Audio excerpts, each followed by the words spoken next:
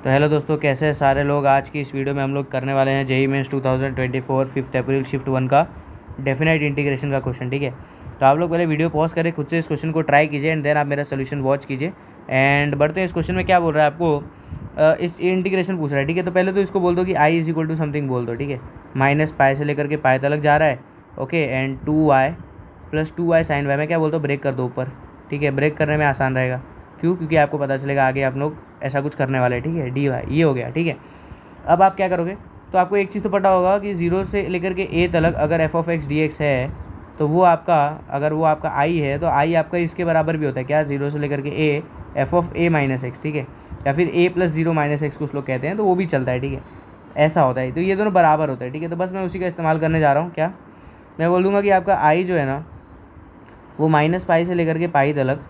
ठीक है, पाई और माइनस पाई को अगर आप ऐड करो तो जीरो जीरो माइनस वाई, अच्छा वाई है अपने पास, जीरो माइनस वाई। ठीक है, तो मैं वाई को जो है माइनस वाई से रिप्लेस करूँगा। ठीक है, वो भी मेरे इंटीग्रेशन के बराबर ही होगा। ठीक है, कोई बात नहीं, ये रूल होता है। ठीक है, डेफिनेट इंटीग्रेशन में जब आप फॉर्मुला पढ़ते हो तो हर एक फॉर्मुला में ऐसा लिखा रहता है। ठीक है, तो पहला तो आ जाएगा माइनस टू वाई, लेकिन अगर आप इसको करोगे तो आ जाएगा क्या, two times minus y sine of minus y. और साइन ऑफ माइनस वाई क्या होता है, माइनस बाहर फेंक देता है, तो ये positive two y sine y आ जाएगा। समझ रहे हो, ये आ जाएगा आपको positive two y sine y, कोई दिक्कत नहीं भैया। और नीचे आ जाएगा one plus cos square y, c square y में लिख रहा हूँ। ठीक है, अच्छा, अब आप जब दोनों को ऐड करेंगे ना, दोनों इंटीग्रेशन को, तो यहाँ पे जब आप ऐड करेंगे, यहाँ पे जब आप ऐड करेंगे तो आपको आ जाएगा two times I is equal to minus pi से लेकर के पाई तक। एंड ये माइनस टू वाई, ये प्लस टू वाई कट जाएगा, आपको आएगा क्या, फोर वाई। समझ रहे हो, नहीं समझे, फोर वाई आ जाएगा, four y sine y divided by one plus cos square y d y. ठीक है, कोई दिक्कत नहीं भैया। ठीक है, ये तो आ गया टू वाई। अच्छा, मैं क्या बोलता हूँ कि ये जो आई है इसको काट दो, ऐसे ऐसे काट दो, ये टू वाई हो गया। ठीक है, अच्छा अब क्या करना है, तो सुनो, अब आपको ऐसा करना है, अब आपको ऐसा करना है इसमें कि ये तो टू वाई हो गया। अब क्या कर सकते हो आप, तो सुनो, अब आप जो है एक और बार वाई को माइनस वाई से रिप्लेस करो, देखो क्या आ रहा है। तो अगर आप वापस से करेंगे ना तो यहाँ पर क्या आ जाएगा, तो जब आप इसको माइनस वाई से वापस रिप्लेस करेंगे तो ऐसा आ जाएगा टू टाइम्स माइनस वाई और साइन माइनस वाई, जो कि माइनस बाहर फेंक देगा, तो टू टाइम्स साइन वाई ऐसा आ जाएगा। और नीचे भी सेम ही आ रहा है, समझ रहे हो, समझ रहे हो कि नहीं, कॉस स्क्वायर वाई। इसका मतलब क्या है, इसका मतलब देखो क्या होता है कि आप ना, आपका जो लिमिट है माइनस ए से लेकर के ए तक जा रहा है। ठीक है, और आपका जो फंक्शन है अगर आप देखोगे तो इवन फंक्शन हो रहा है। क्यों? क्योंकि आप जब वाई को माइनस वाई से रिप्लेस कर रहे हैं तो सेम ही चीज़ बन रहा है, वापस से आई बन जा रहा है। ठीक है, तो इसका मतलब आपका जो फंक्शन है वो इवन फंक्शन है। ये जो फंक्शन है ना, ऊपर का और नीचे का दोनों इवन है। ठीक है, तो नेट नेट आपका इवन फंक्शन है। और जब भी इवन फंक्शन रहता है तो अपन क्या करते हैं कि ये बाहर टू लिख के इसको जीरो से लेकर पाई तक की, मतलब ये देखो इवन फंक्शन मतलब क्या, देखो इवन फंक्शन मतलब ऐसा है कि अगर ग्राफ ऊपर कुछ ऐसा है, ठीक है, जीरो से पाई में कुछ ऐसा है, तो जीरो से माइनस पाई में भी सेम ही है। समझ रहे हो, ऐसा ही है, बस वो ऊपर है। ठीक है, तो इसका मतलब क्या, अब आपका इंटीग्रेशन क्या आएगा, इसका प्लस इसका। तो आप क्या करो, बेटर है इसको ही कैलकुलेट करो, और इस सिमेट्रिक है ना तो टू टाइम्स कर दो, इस रीजन को टू टाइम्स ऐड कर दो। समझ रहे हो, बस इतनी सी बात है। ठीक है, इस रीजन को आपको टू टाइम्स ऐड करना था, बस वही अपन कर रहे हैं। तो ये आ जाएगा आपको two y sine y divide by one plus cos square y, कोई दिक्कत नहीं। और यहाँ पर आ जाएगा डी वाई। लेकिन अगर आप ध्यान से देखेंगे अभी वापस से, तो ये जो टू था ये इसको फोर वाई कर देगा। ठीक है, ओके, अब आपको क्या करना है, अब आपको ऐसा करना है कि आई इज इक्वल टू, अब आपको जीरो से लेकर पाई तक है ना, अब वापस से इसमें लगाओ। क्या क्या लगाना है आपको, मतलब जो मैंने आपको बताया, जीरो से लेकर के ए रहता है, F of x D x रहता है, तो वो किसके बराबर होता है, जीरो से लेकर के ए तक F of A minus x के बराबर।